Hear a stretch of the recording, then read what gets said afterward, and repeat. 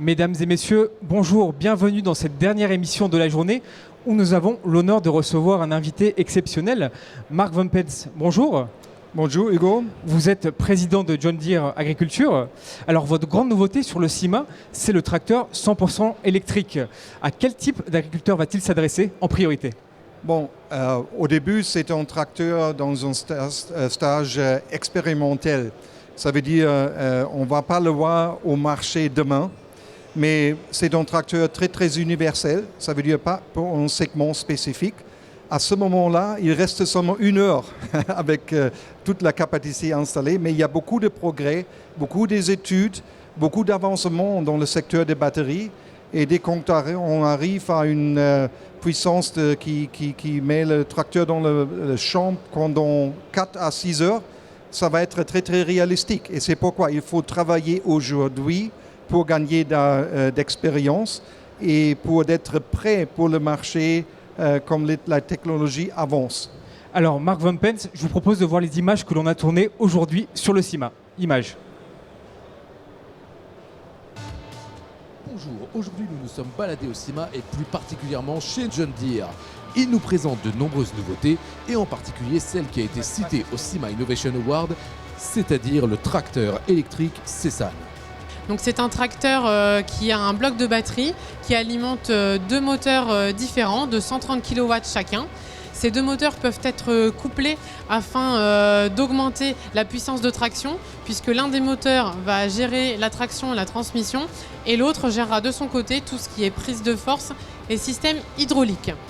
Le tracteur est bâti sur un châssis qui est fabriqué à l'usine de Mannheim et il a une transmission qui est la transmission Direct Drive.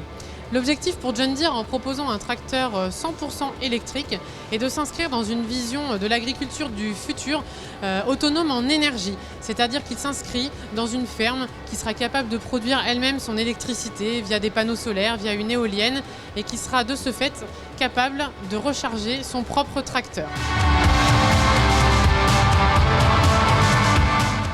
Alors Mark Van Pels, est-ce que vous pouvez tout de même donner une date de lancement en France ? Et surtout, le prix. Oui, comme j'ai dit, aujourd'hui, c'est une technique très avancée. On fait des études et on n'a pas une date précise à ce moment-là. Mais quand même, à la fin, les prix doivent être compétitifs, ce qu'on a aujourd'hui. Mais à ce moment-là, ça coûte très, très cher. Ça veut dire qu'il faut avoir des volumes de l'industrie automotive, etc., pour que les coûts se baissent un peu comparé à aujourd'hui. Alors John Deere est un constructeur à la pointe de la technologie. Vous avez également exposé à Moline, aux États-Unis, un tracteur autonome. Oui. Mais pourquoi ne pas l'avoir encore commercialisé ? Oui, on a déjà commencé avec ce tracteur que vous parlez à Moline en 2003. On l'a montré ici en Europe. C'est un tracteur pour des horticultures qu'on a mis dans les champs. C'est seulement une question de la technique, encore une fois, parce que la technique pour faire la guidance est très très chère aujourd'hui. Mais la même chose que sur le tracteur batterie, qu'avec le secteur automotif va entrer cette technique aussi. Et avec les volumes qui augmentent, les prix pour les systèmes de sécurité, etc., se vont baisser. C'est pourquoi on fait beaucoup des études. On est dans les champs avec des prochaines générations déjà. On va être prêt au bon moment, mais c'est un coup de prix et de coût. Vous pensez que les agriculteurs américains seraient intéressés par un tracteur autonome dès aujourd'hui ? Oui, pas seulement les fermeurs américains, en Australie, en Russie, en Europe aussi. Ça dépend des cultures et quand on visite tous les fermeurs du monde, on voit qu'il y a une chose qui manque toujours, ce sont des conducteurs qualifiés.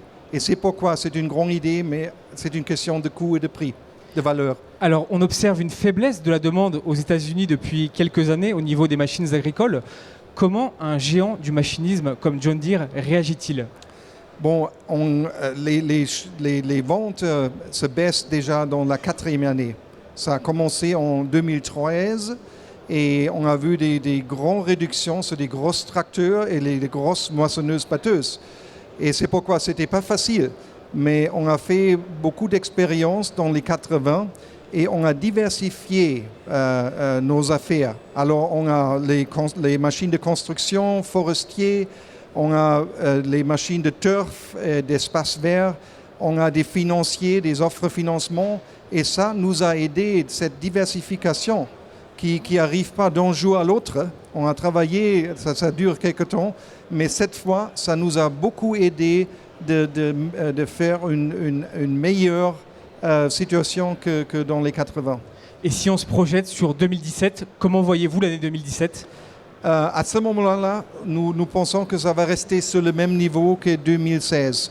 Mais quand même, 2016 était le 10 meilleurs ans que John Deere a eu dans son histoire de 180 ans. Mark Van Pens, merci beaucoup d'avoir accepté notre invitation. Merci aussi et merci beaucoup. Et à très vite pour une nouvelle émission.